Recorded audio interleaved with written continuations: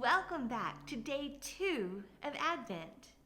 I'm Miss Beth, and I'm going to be reading from the Jesus Storybook Bible. If you have the Jesus Storybook Bible at home, you can follow along starting on page 18.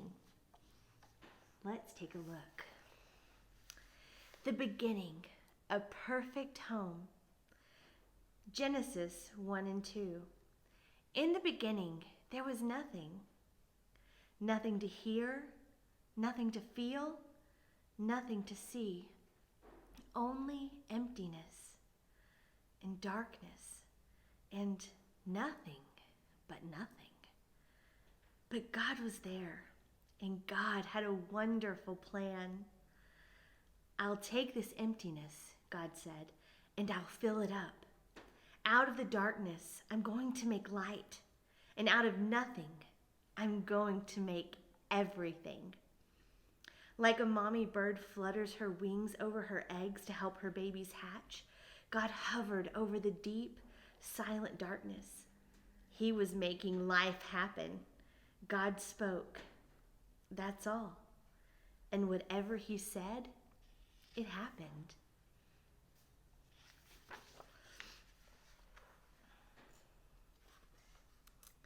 God said, "Hello, light," and light shone into darkness. God called the light day and the darkness night. "You're good," God said, and they were. Then God said, "Hello, sea, hello, sky," and a great space opened up, wide and deep and high. "You're good," God said, and they were. Then God said, "Hello, land," and there, splashing up through the oceans, came cliffs, mountains, sandy beaches. "You're good," God said, and they were. "Hello, trees," God said. "Hello, grass and flowers," and everything everywhere burst into life. He made buds bud, shoots shoot, flowers flower. "You're good," God said, and they were. "Hello, stars," God said. "Hello, sun, hello, moon," and whizzing into the darkness came fiery globes spinning around and around, whirling orange and purple and golden planets. "You're good," God said, and they were. "Hello, birds," God said, and with a fluttering and a flapping and a chirping and a singing, birds filled the skies. "Hello, fish," God said, and with a darting and dashing and wriggling and splashing, fish filled the seas. "You're good," God said, and they were. Then God said, "Hello, animals," and everyone came out to play. The earth was filled with noisy noises, growling and gobbling, and snapping and snorting, and happy kerfluffing. "You're good," God said, and they were. God saw all that he had made, and he loved them, and they were lovely because he loved them. But God saved the best for last. From the beginning, God had a shining dream in his heart. He would make people to share his forever happiness. They would be his children, and the world would be their perfect home.